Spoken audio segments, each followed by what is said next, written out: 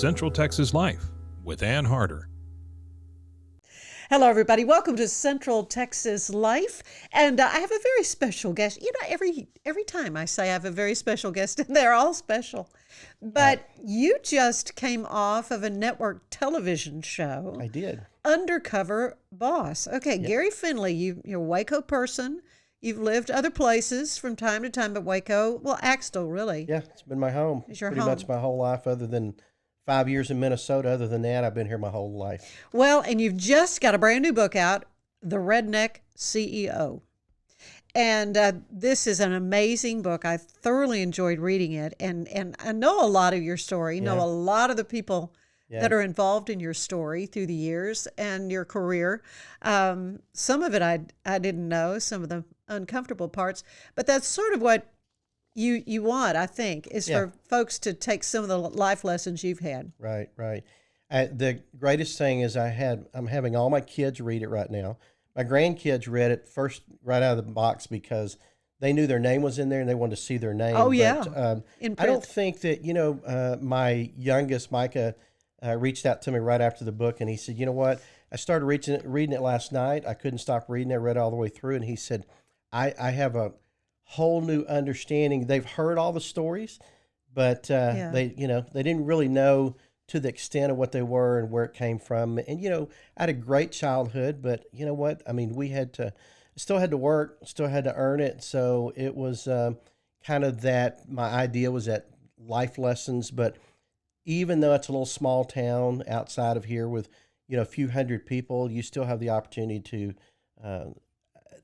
grow and go build something. And that's what I was really blessed to be able to do. Yes, you're growing up in Axtell, kind of got you prepared. You weren't afraid to get your hands dirty, to do hard work. But you kind of referred to yourself as a country mouse. Yeah, it's funny how also this redneck CEO, this latched on several years ago, and I actually had somebody one time I was looking behind a franchise, somebody from up in the Northwest or something, and they said, why would anybody call themselves a redneck, right? And I think to me it's just kind of I don't know that I add anything to it. To me it's kind of that country living, and it's just I'm not a suit and tie guy. And that just means you get the back of your neck sunburned. Yeah. Really? Isn't that what that means? Absolutely. Yeah. And how many times have we all done that? Means you've done it all, and so and you're not afraid to work. But I think even more than that, it's this, ethics that you learn, and loyalty and integrity. And I learned all mine being in a little small town. And of course, I mentioned in the book, my dad was a deacon. My dad was on the school board. My dad was on the water board. So, and then everybody was watching you. We were related to somebody on every street. Oh yeah. So yeah, it's you hard don't to get away with anything. Not a thing. But it was a great childhood for me. And those things were instilled in me by my parents. And if the church was open, we were there, and so it was just awesome to be able to experience those things and then be able to pass that along to my own kids. Well, now you are an entrepreneur. You're a kind of a serial entrepreneur. Yeah. And I've always believed you don't really teach that at Baylor in the School of Entrepreneurship at Hankheimer. I mean, I think you're either kind of born with a gene. Yeah. That makes you want to take those risks, and how many people do we know who've made and lost fortunes? Yeah, quite a bit. But that's part of the game. It is, and my wife and I talk about that all the time. We've been married 40 years this year, and she says, you're just a different breed, and I don't know. And for her to be married to you, that's a different, because for 40 years, that's a fact. I would think some women would want a little more, stability, I guess is the word, or Yeah, but you'd be doing real well, and they go, all right, I'm quitting my job. Many times. We did that a few times, and so I and think she's like, okay. I think it's just that trust in me. She said, look, I've got to trust that you know what you're doing. And I was on the phone this morning with somebody looking at buying a franchise that was talking about risk, and they said, I've had this job all this time, and and he said, I'm scared to step out, and I don't know if I was ever smart enough to be scared. So I just kind of just forged forward, and I don't know that any of my kids are necessarily what I would call entrepreneurs. They're, they're go-getters, but Mm-hmm. entrepreneurs, I don't know that any of them would be willing to take Well, I many know risks. Micah, didn't he start the groundskeeping? Micah he Work worked with her? there. Yeah, Yeah, work. Uh-huh. he and a friend of his, who both of them work for me today, both started a groundkeeping business when Yeah. they were in high school, and Now so that's again, that's yeah, part of that gene. That's yeah, I think so. yeah. Of course, with them, they always had me as a backup, right? So hey, Dad's here to back up in case we run into any hitches out there, but yeah, Yeah, he had a it's pretty good safety net Yep. there. But yeah, I think And that's you okay. grow up with it or not, and it's just kind of something that. I saw that in my dad. My dad was a hard worker, but he had a stereo place here in town, and he had it the whole part I was growing up, and I just saw him that he was willing to take a risk, and he did that for that freedom of being able, because he was always there, and I talked about that, but he was everything we did, he was there. So, and I think that's part of it. Well, let's talk about some of these characters through the years. I'm just going to throw out some names. Don Dwyer. Yep. Yep. Don Dwyer. I mean, I really consider Don to be the person that got me into franchising, and he just didn't give me a job and an opportunity. He spent time with me. I was only 19, 20 years old at that time. And, we worked long hours. I'd be up there at night. It might be 10 o'clock at night. And I could go up to his office and sit down with him and just really learn the business inside out. And I loved this thought of being able to help other people that wanted to go into business for themselves. And so, I mean, I consider him to be a great mentor all through that time, and he's done it big. I mean, they're one of the largest service brands in the world, and that all came out of Don's vision. And then Dina helped carry that on. Oh yeah, And I've talked to her many times. Yeah, Dina's an amazing person. she So is.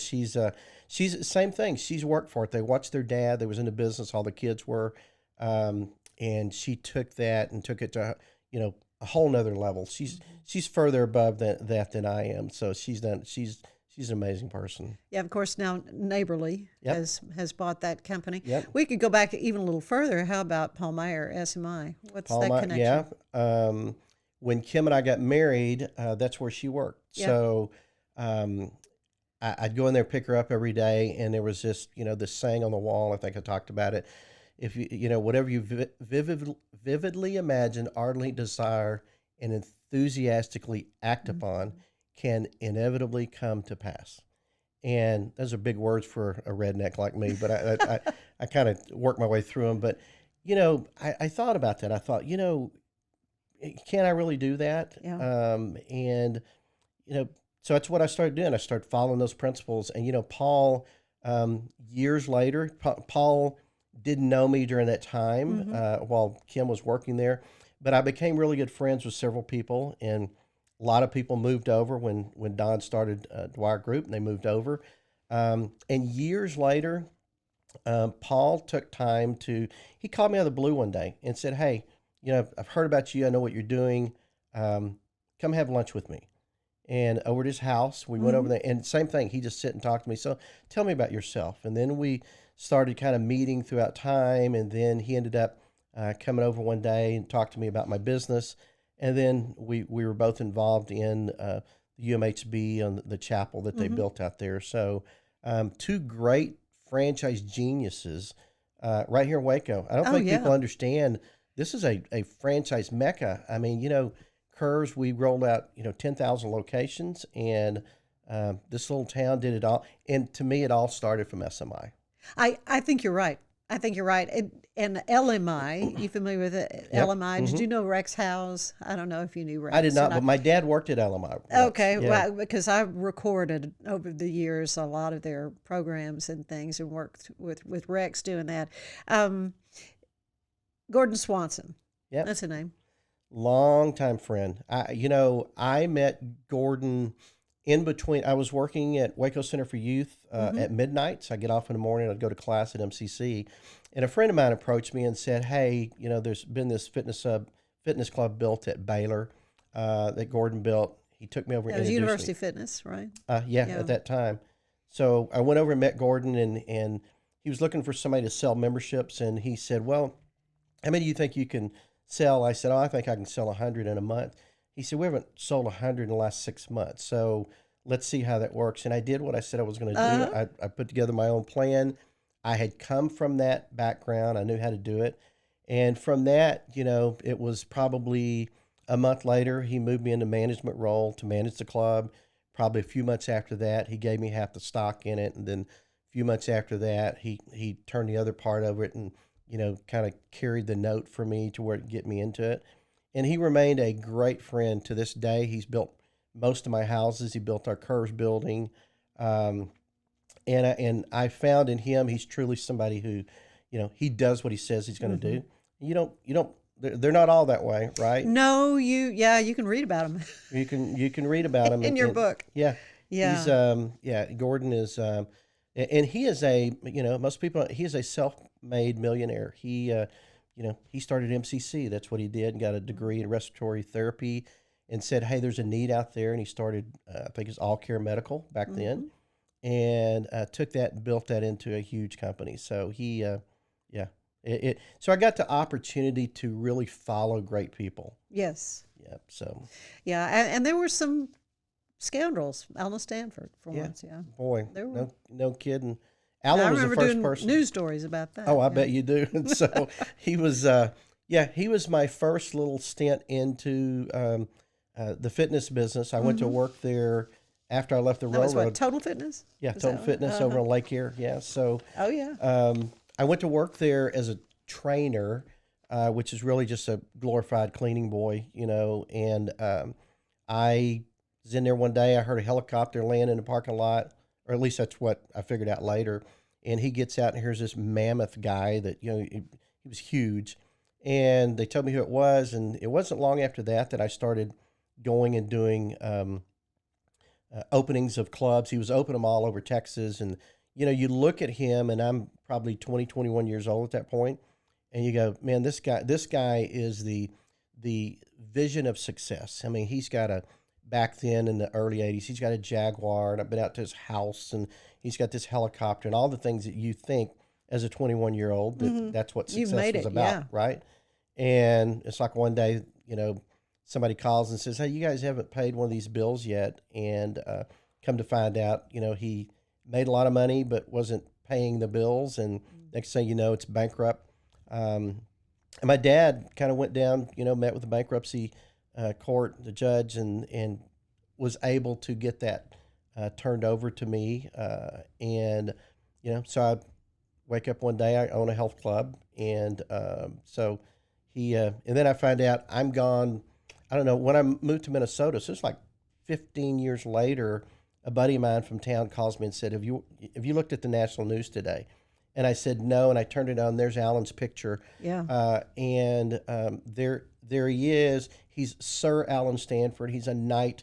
He's a billionaire. And last time I saw him, he was flipping hamburgers in Hewitt. So it just goes to show you that, you can make it from here to here, certainly quickly if you're willing to be dishonest to do that.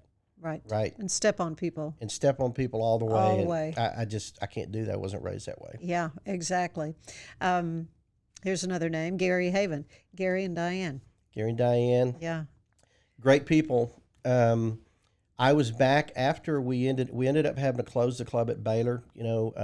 Baylor ended up putting this huge facility in. Right. It just totally put you out of business. Overnight. Yeah. Overnight. Yeah. When they put the slick in, that was it. It was when you get into a business by sweat equity, and I don't have a backup. So yeah. I lived on 2 times a year in spring. I mean, the fall semester and spring semester.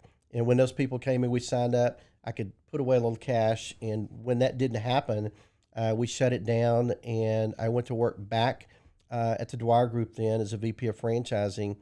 And Gary and I had met. He had sold some equipment to me at the club, and we knew each other.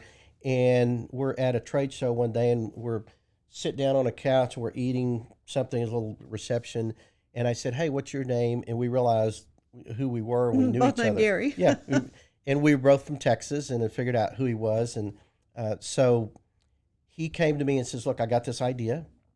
He had a couple locations and opened down in Hardison and McAllen. And he said, I think it's a great franchise, and this is the concept. And so he said, I want you to, I don't know anything about franchising. You know that piece, plus you know fitness. Come on board. And so I went home after shutting down the club, after going bankrupt, And going back to work got a the job, driver, get a paycheck every week. Yeah. Been with a huge company that's been around for many years, and say, hey Kim, this guy's got an idea. So he's got this idea. He seems pretty sharp. Yeah, he seems sharp. Well, who knows? Let's just go ahead and try this out again. Let's punt. And Wow. But I met with him, and I remember like it was yesterday, us putting together equipment in there, at his headquarters, which was just a shop, and he said, I never want partners. I've had bad, Right. bad situations happen with And that was them. very good advice from him, wasn't it? Absolutely. Yeah. But he said, he just looked at me and said, I'll tell you what I'll do. If we ever sell the company, if you want to leave, I'll give you 10% of the value of the company. We shook hands on it. And that's exactly what he did years later, which just to me, and that was, I would definitely say that's probably been the best years of my life, those 8 years, because With as all we those grew curves, franchises. yeah. everywhere, and as we grew the company, the first play, and it was kind of funny, the first little sales pitch I went on, Gary goes, oh, here's your marketing materials. It was a 2-page brochure that he had put together himself at his house.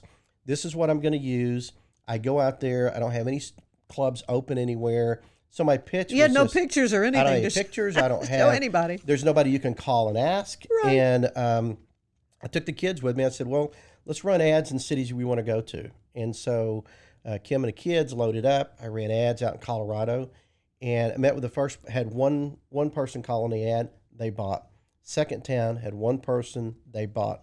Third town had 2 people, and they actually got in an argument over it, and sold it, came back to Waco, dropped them off, went down south, got the equipment. So then I would start delivering equipment, setting them up until we got to a point where we get up, 75, 80 locations where I can start hiring salespeople and then roll into that president job. So Yeah. it was a whirlwind event that was a big so part popular. of our life. Yeah, but then it started to just lose steam. Yeah. Why? Any idea why? So I was there in 96. I'm a female only clubs, and yeah. I was there 96 to 04. So when we started it, and then 04 when I left, we had about 8,000 locations, Yeah. and we were still going strong. Oh yeah, yeah. In my opinion, I just think the women that were going to health clubs in the 90s were completely different than the ones that came back around. I just think we didn't change with the time. And the woman became different. She didn't mind working out now with men. With guys, yeah. Yeah, she wanted more equipment. This was a little bit of a social club. But they were getting results. But they had an opportunity. It wasn't real complicated. But it just the times changed, and I just don't know if curves change with them. At least that's kind of sitting back and looking at it. I'd love to say what's because I left, but I don't think that's probably what happened. So I think it's just time happens with everything. There's a time and a place, and I think that the shelf life of that finally, just changed. They just do, right? So you came out of that smelling like a rose. Absolutely. He was a man of his word, and then you end up in Minnesota. Yeah.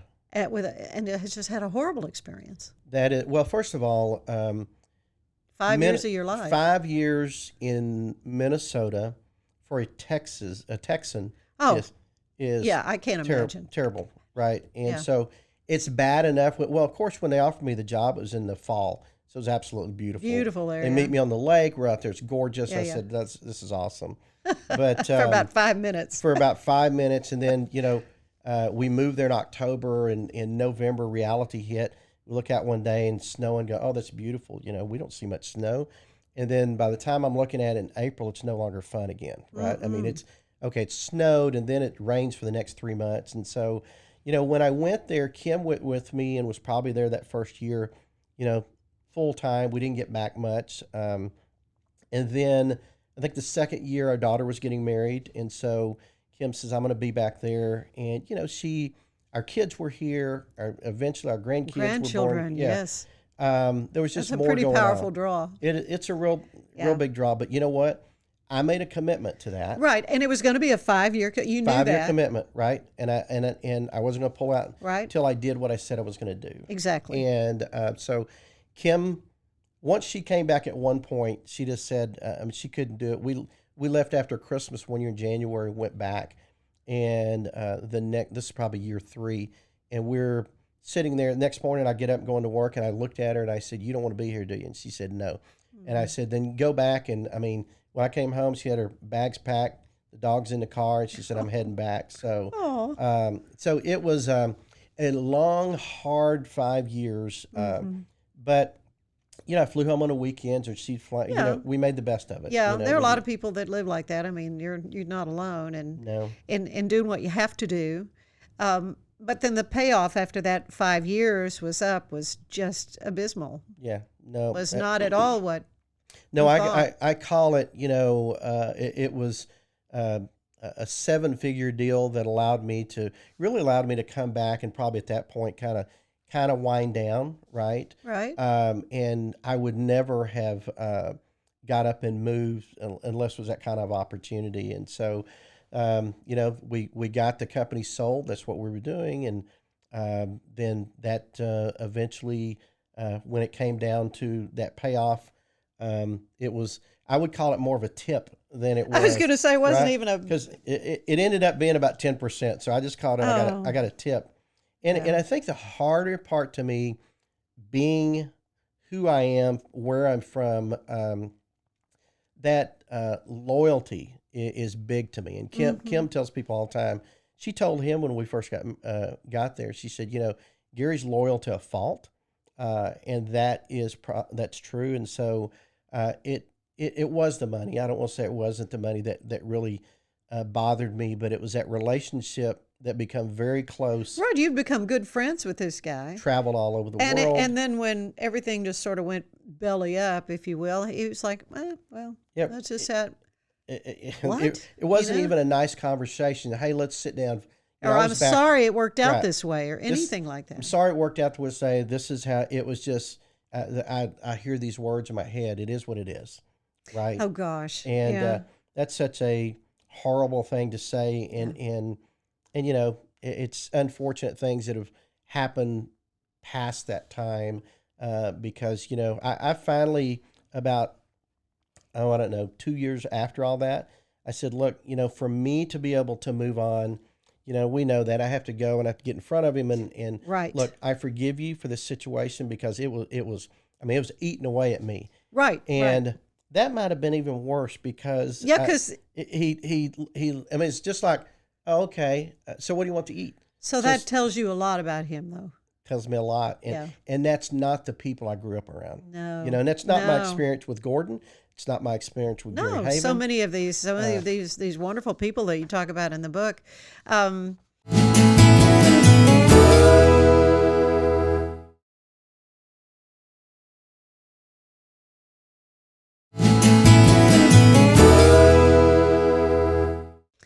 And so that brings us to your gig now. Yep. As CEO of Restoration One, correct? And Right. so you were on Undercover Boss. Yeah. What was that experience like? It was Because interesting. this company, this is a little different than fitness clubs. Yeah. This I really is didn't know. Cleaning I knew up after messy I knew a stuff. little bit about it, because when I went to work at Rainbow, I had to go out and Dwyer Group, I had to go out and do some of the work. So I had kind of an idea, but not to the extent of what this was. And so it was really me knowing franchising. That's how I went to work for the guy. Right. And build a franchise company. And which I've always done. I hire people who know what they're doing, and I leave them alone. Right. Let them do their job. Let them do their job. I'm not a micromanager, and I'm a relational manager, and I see how that really works in favor. But if people work for you under that, it's hard for them to ever go back to, a business where it's all about business. Yeah. And so I got that opportunity through the PR firm and some other things that we'd sent out to get selected to be on the show, and it was a great experience. It really was. When we had a watch party the night it was coming on, and somebody said, "Well, what should we expect?" I go, "You understand that you and I and 3.5 million other people are going to see this at the same time. I've not seen it. Oh, of course not. Yeah. We You have filmed no idea how you're going to end up we looking. filmed for a week and a half, Yeah. and I was on the road with the film crew and going through all this, and Yeah, you had kind of a reddish blonde mullet, and it was great. your name was Bobby Turner. I didn't know I had a mullet for like 3 or 4 days until I was Oh, actually. you just had they I just do fixed like that. you I only up. saw this. I turned around and they thought that was the funniest thing. The film crew said, "How did you not know?" I said, "Well, I can't see the back of my head, so I had no clue what it was." Well, I love the promo that I saw, because the lady that goes with you into this just horrific Yeah. place that was just nasty as all get out, and her comment was, "Bobby is not cut out for this."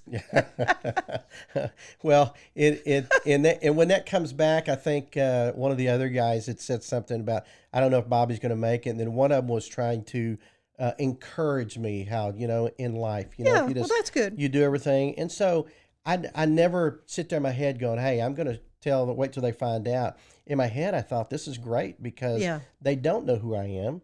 They're still and trying to help you. They're still trying to help me and get me through it.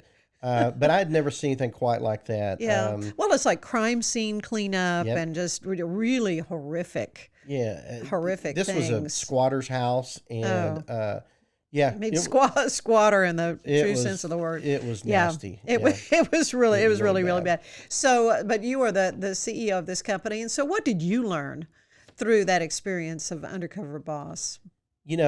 Franchising is all about those systems and processes and training, and how do you train your franchisees to go out there, and you have people going out to the field, but for the most part, you're hoping that they're doing, you got some things you can checks and balances, but when you show up kind of undercover and they don't know who you are, what are they doing? What are they doing when nobody's watching, right? Right.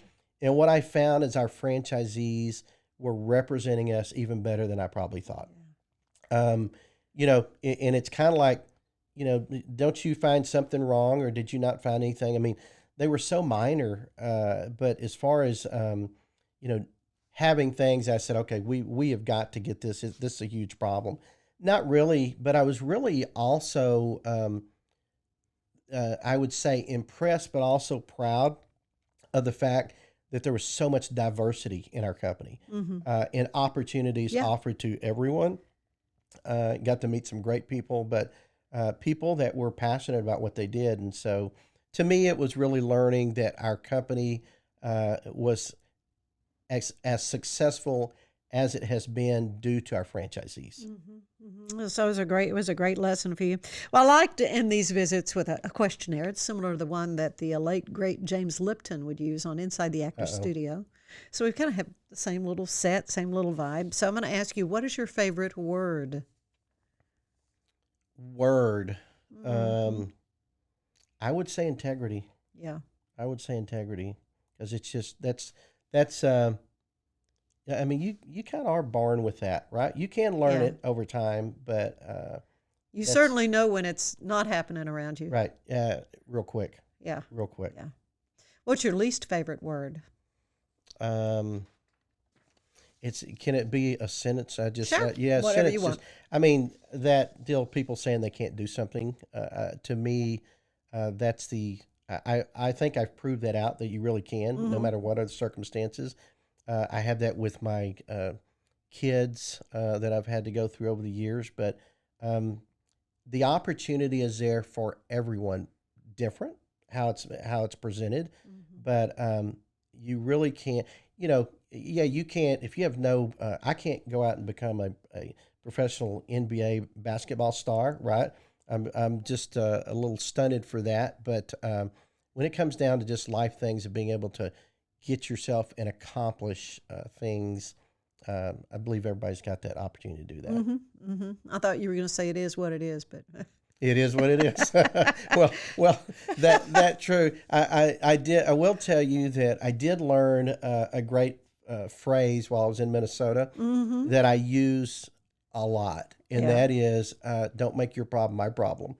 And I said that to my grandkids one day, and I heard them out in the road playing with some other kids. They were playing Foursquare, and my granddaughter is telling my grandson, the other kids, well, I didn't get to do this because this or that. Mm-hmm. And he stops and looks at her and says, hey, don't make your problem my problem. So it comes in handy. Yeah, it does. Sure does. What turns you on creatively, spiritually, or emotionally?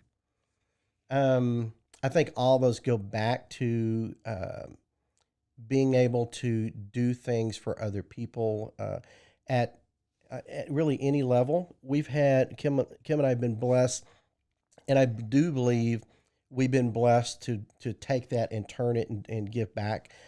We had the opportunity when I was on the board here at Mission Waco to give back to a lady. We were sitting in a board meeting one day, Mm-hmm. and she is she's not like the rest of everyone. There's business people, and you know. Then she kind of represented the community living. She was lived down in the projects, and she said, Kim and I had just talked about it. We'd love to be able to do something for somebody. We're involved in ministries, but we'd like to do something. And she says, you know what? Before I die, I'd like to have my own house with a little, porch around it and a Oh, big tree in the front yard.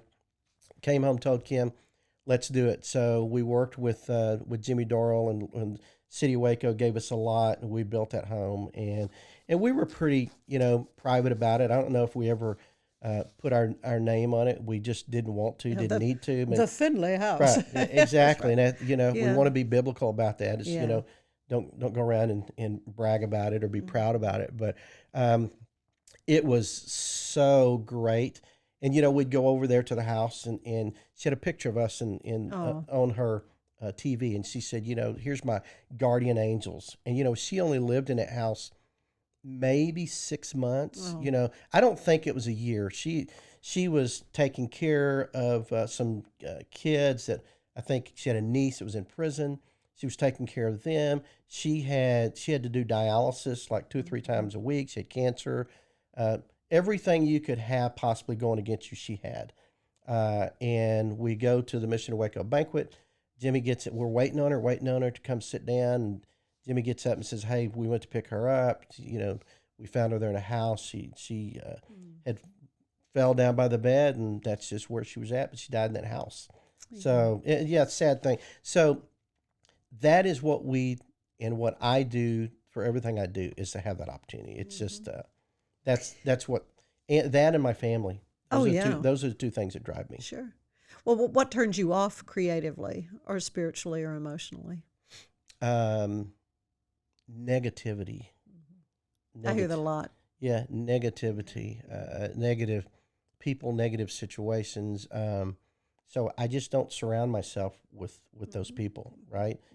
I do to begin with to see if there's if you can help people become more positive, but some people are just woe is me, and they live in that negativity and love it, and so but that is by far my biggest pet peeve. Yeah. What sound do you love the most? What's that? My tractor. Really? Okay. It's the diesel. I don't know why. It's just. We can all picture yeah. what that sounds like. Yeah, it is. Used to be my Harley, but I don't have a Harley anymore. But Yeah. I'd say that sound. I don't know. I'll tell you why. Sounds and smells take me back to being a kid. So I can smell fresh cut grass, and it reminds me of You're back in Axtell. I'm back in Axel. We're hauling hay or whatever. But those times when I was at and those times really even going through the things I do today, that biggest piece comes to me just on that tractor, Yeah. just riding along. So I think we all go back to our childhood, or go back to a place where we're really happy Yeah. when we hear or smell Yeah. smell something. Love hay. So, what's your least favorite sound? Screaming. Mm-hmm. Screaming Yep. kids. Whining. Let's go back. I'll say whining. Okay. Right. I don't know.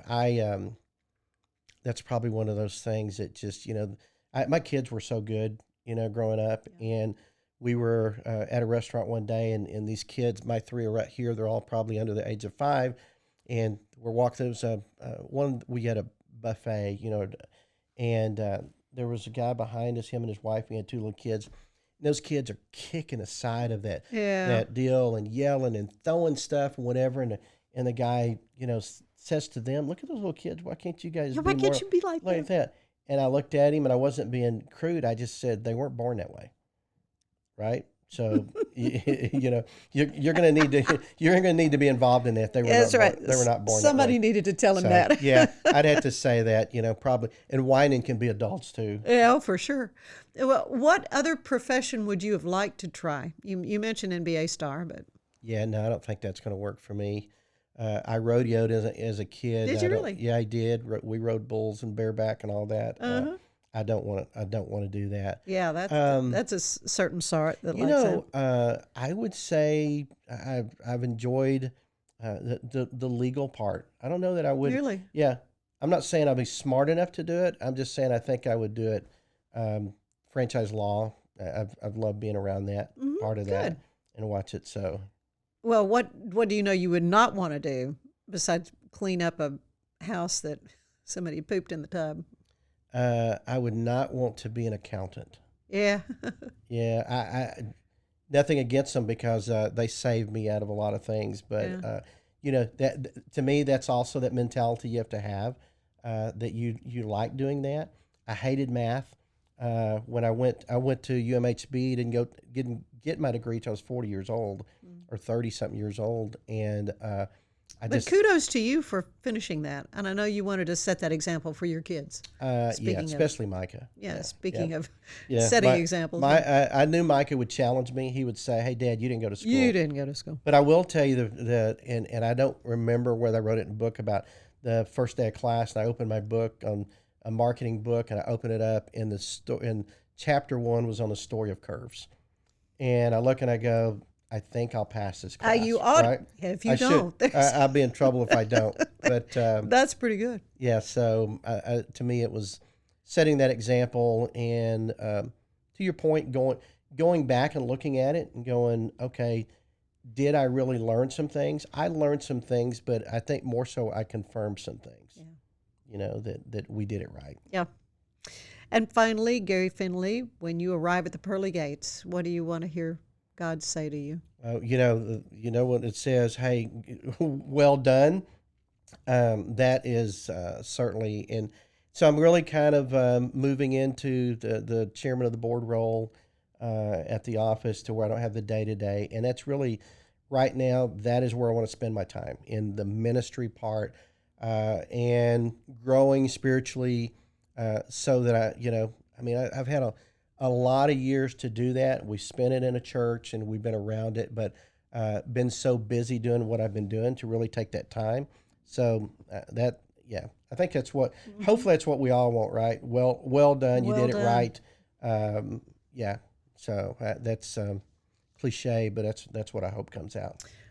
The Redneck CEO, and folks can get this book. How? You can get on Amazon. Amazon, Gary Findley, and also you can go and watch the episode of Undercover Boss. Yep. That's on I think the Paramount. Yeah, I think it's Paramount Plus. Paramount Plus. Yes. So that was a great experience, and it's been wonderful to chat with you again and catch up.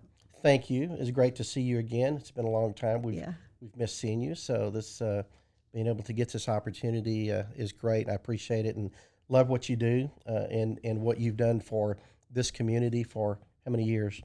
You want to say it out loud? No. Well, it's a joy for me, though. Yeah.